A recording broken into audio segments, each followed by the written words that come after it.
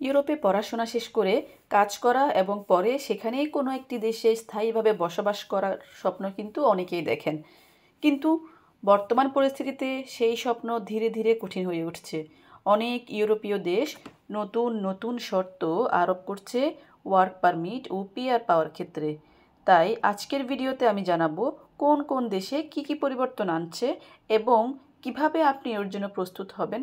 পাশাপাশি 2025 সালের শেষের দিকে এবং 2026 সালে আপনার কি ইউরোপের চিন্তাভাবনা করা উচিত হবে কিনা, এই বিষয়ে বিস্তারিত জানতে হলে আজকের ভিডিওটি দেখুন। আসসালামু আলাইকুম, চলুন শুরু করি। বিগত কয়েক বছর থেকে বিশেষ করে 2022, 23, 24, 25 এই সালগুলোতে ইউরোপের বিভিন্ন দেশের প্রতি আমাদের দেশের শিক্ষার্থীদের অনেক বেশি আগ্রহ বেড়েছে এবং অনেক বেশি কিন্তু শিক্ষার্থী অলরেডি ইউরোপের দিকে চলে এসেছে বা আসছে, প্রতি বছরই এই সংখ্যা বাড়ছে। তো এখন আপনাদের চিন্তার সময় এসেছে, এখনও কি ইউরোপের কোনো দেশকে আপনারা শিক্ষার জন্য বাছাই করবেন? এটা কি সঠিক সিদ্ধান্ত হবে? পুরো ভিডিওটি দেখলে আপনি অনেকগুলো প্রশ্নের উত্তর পেয়ে যাবেন। প্রথমেই শুরু করছি নেদারল্যান্ডসের সাম্প্রতিক পরিবর্তনসমূহ নিয়ে। প্রথমত হচ্ছে ডাচ ভাষা শেখা অনেকটা বাধ্যতামূলক এবং আরও কঠোর পরীক্ষার বিষয়ে একটা পরিবর্তন এসেছে।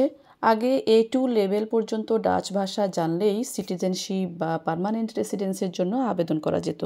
এখন সেটা বাড়িয়ে B1 লেভেল করা হয়েছে, মানে আপনাকে আরও ভালোভাবে ডাচ ভাষায় পারদর্শী হতে হবে। আগে স্টুডেন্টরা পড়াশোনা শেষ করেই ওরিয়েন্টেশন ইয়ার ভিসা নিয়ে চাকরি খুঁজে ওয়ার্ক পারমিট পেতে পারতেন। এখন সেই সুযোগ সীমিত করা হয়েছে এবং শুধুমাত্র হাই ডিমান্ড স্কিল বা হাই ইনকাম জব থাকলেই ওয়ার্ক পারমিট মঞ্জুর হচ্ছে।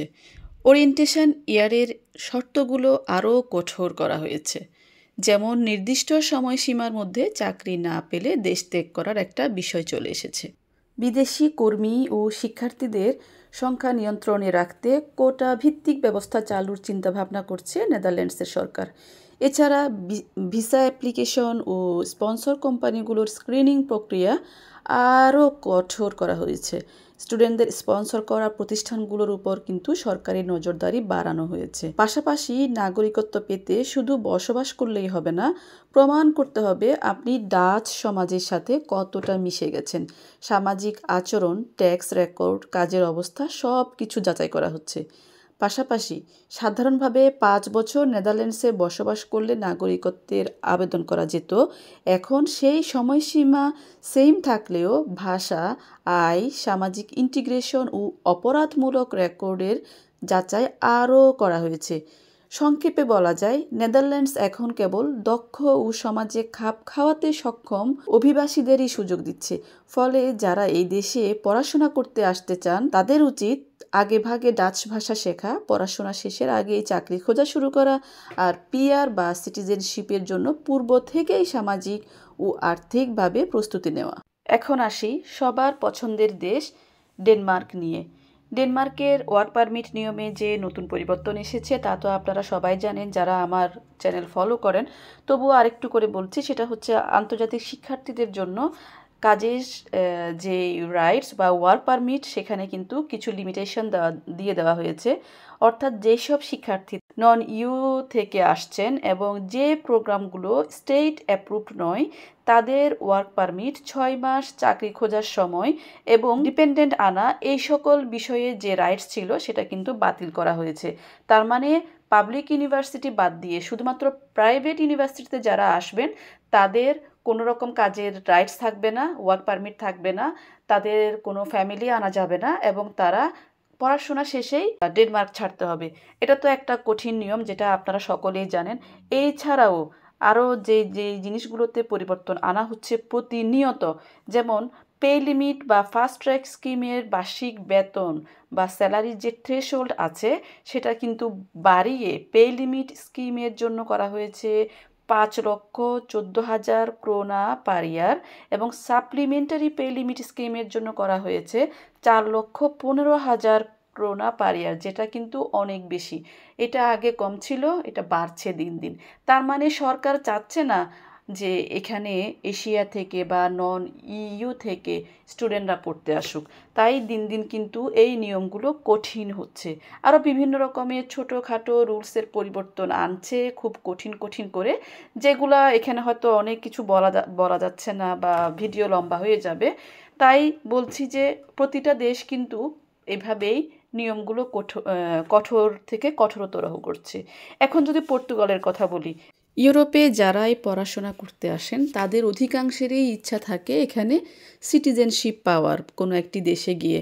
তো বিভিন্ন দেশে সিটিজেনশিপ পাওয়াটা অনেক কড়াকড়ি থাকার কারণে সকলে কি করতো, পর্তুগালে গিয়ে সেফ এন্ট্রি করতো বা লিগ্যাল এন্ট্রি করে সবাই একটা পিআর অথবা সিটিজেনশিপের ব্যবস্থা করতো। তো এই লিগ্যাল এন্ট্রি বা সেফ এন্ট্রি করার সুযোগ তো অলরেডি বন্ধ হয়ে গেছেই।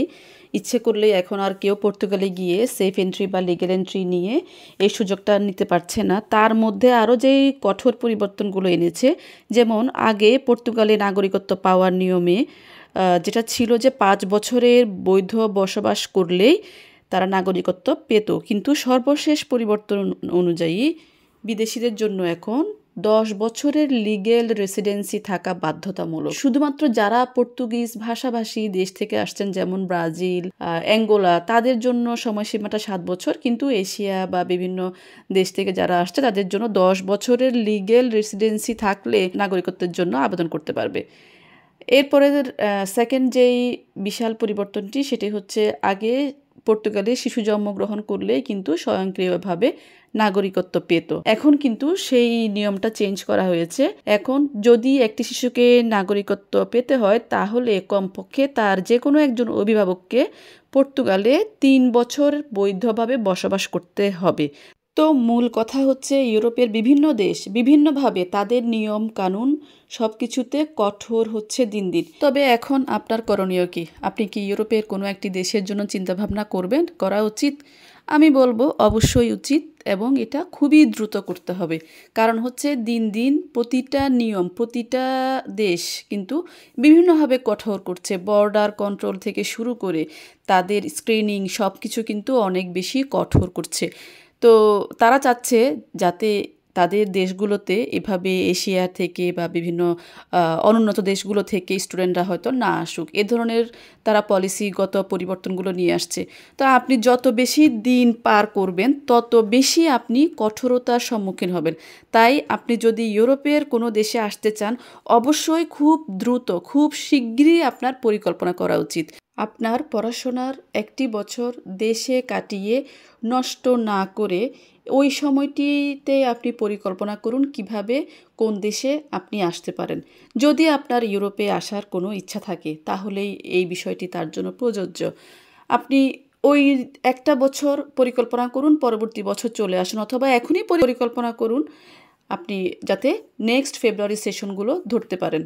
তাই অবশ্যই 2026 সাল আপনার জন্য ইউরোপের পরিকল্পনা করার জন্য বা ইউরোপে আসার জন্য অনেক গুরুত্বপূর্ণ একটা বছর। কেমন লাগলো আমার আজকের ভিডিও কমেন্টে লিখে জানাতে পারেন। যদি ভালো লাগে লাইক দিবেন, শেয়ার করবেন এবং সাবস্ক্রাইব করতে ভুলবেন না চ্যানেলটিকে, পরবর্তীতে এই ধরনের নতুন নতুন আপডেট পেতে। ভালো থাকুন সবাই। আসসালামু আলাইকুম।